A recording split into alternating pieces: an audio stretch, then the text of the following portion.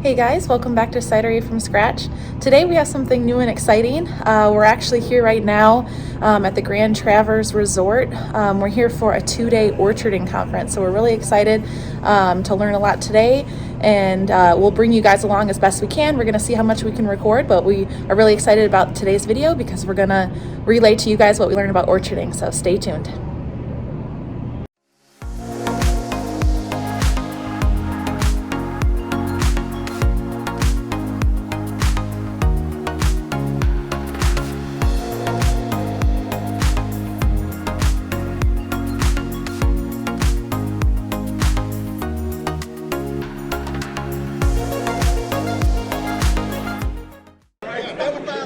Well, because I've been constantly glancing over it. Oh boy. Unruly cider apples can be tamed. Oh, look. This is cost-friendly. So look how they're, this picture here. All right, we're at our first vendor break. It's been an hour and a half. We've learned about flies, weeds, and bitter pits. So let's go take a look at the vendors.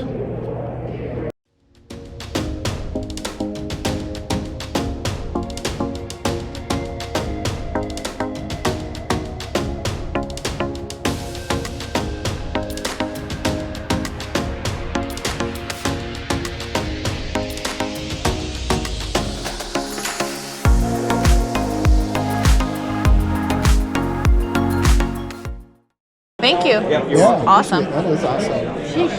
Thank you. Yep. How are you guys doing? Hello. Now, what do you got here?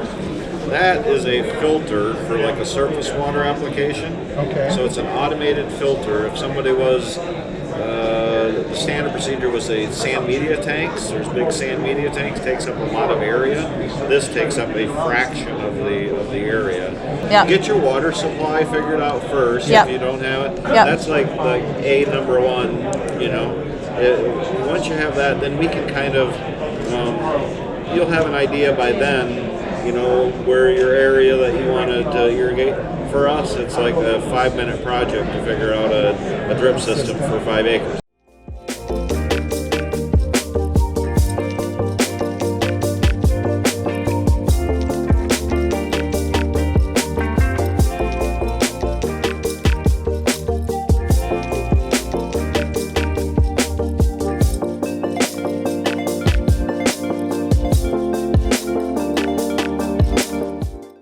All right, guys, we were able to actually get away and come back for lunch. So this is Tank's reaction after we were gone for just a few hours. Needless to say, he's pretty happy we came home and got him for an hour or so before we head back.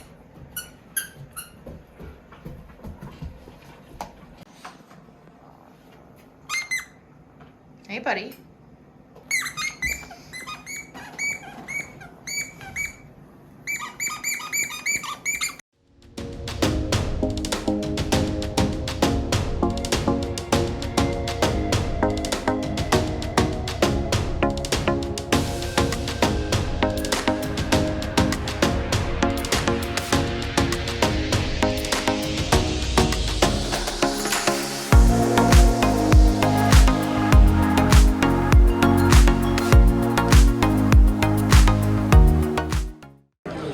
All right, David, so tell us what we just learned by talking to one of the booths and what you're working on now. Well, we found out it's going to take us a long time to get 12-foot poles, but if we get 14-foot poles, he can supply us now. And he suggested a cattle crossing instead of different sections of fencing. So now we're going to see how many posts and how much that would cost us versus the 2 different sections of deer fencing. And we're also sipping local cider, which is awesome. I think drank mine. we're pretty much done for the day. There's nothing else programmed, so we're going to spend some time crunching numbers. The guy that we talked to said you can almost not get wood anywhere, and he said he would be able to cover parts of our trellis. So obviously you guys know if we're not able to get apple trees, we're at least going to work on the infrastructure. So we're going to try to see, you know, some prices here and kind of go from there. We're here, day 2 of the Orchard Show. Before we go inside, we wanted to recap with you what happened yesterday. One of the best things that happened yesterday was that we were actually somewhere in person. So a lot of the things that we've had to do up until this point has all been computer-based or through email or on the phone. So yesterday was really cool just to be there. They had a ton of things in there.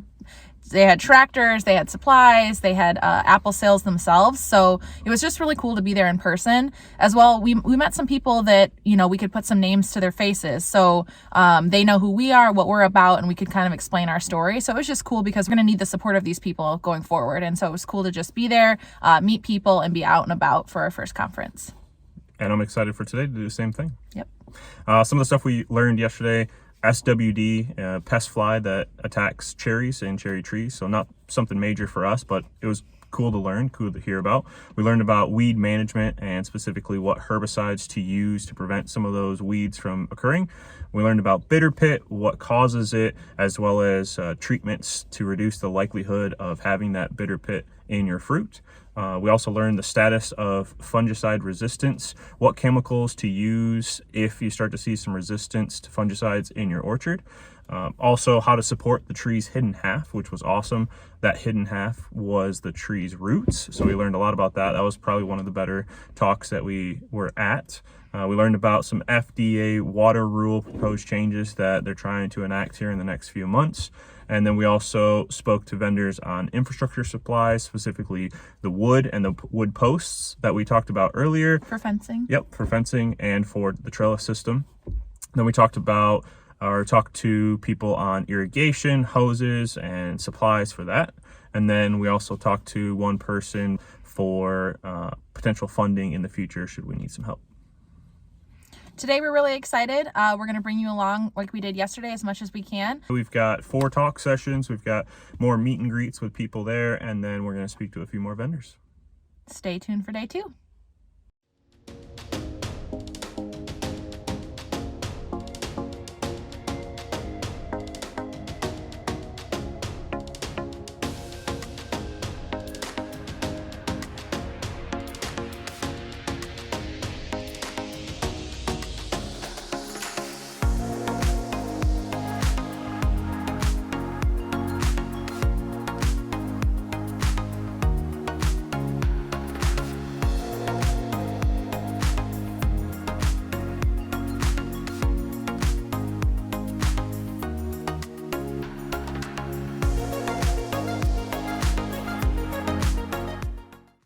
All right, we just spent over 30 minutes with one apple tree vendor, and they gave us an incredible amount of information. We got everything we need to know about cider apples, dessert apples, rootstocks, etc., and they have the ability to give us Honeycrisp apples on the rootstock we're looking for this spring. Yes, so it's really exciting. It puts into motion a lot of things because, like we said with you guys, if we weren't sure we were going to be able to get apples, and maybe put on pause for the irrigation and that kind of thing. So it was really good. They were super nice people. They talked to us about beekeeping and tapping maple trees. They gave us our contact if we ever had questions. It was just a really good conversation.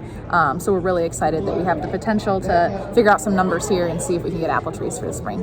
Really, the only thing that's going to be now is if we can get a well.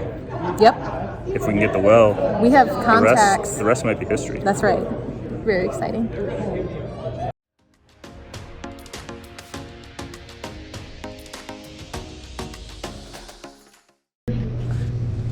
All right, we're done. We learned about nematodes, crop insurance, and I have to say, I'm pretty excited to be in ag right now. I think it's just something that's new and exciting. Yeah. All of that went over our heads. We're excited. We met Nikki, who's going to be a real big support to us as we talk about pesticides and herbicides and programs like that. So I'd say it was a very successful conference. Yeah. We learned a ton. I took up like pages of notes. So yeah, it was good. And it was a really good test run for CiderCon that's in 2 weeks. Yeah. So Yep. that's exciting. All right, guys, that's a wrap. We are officially done with our 2-day orcharding conference. We learned a ton, but we just want to thank you guys for sticking with us during this video, and thank you for your support as always, and we will catch you in the next video. And remember, always follow your dreams.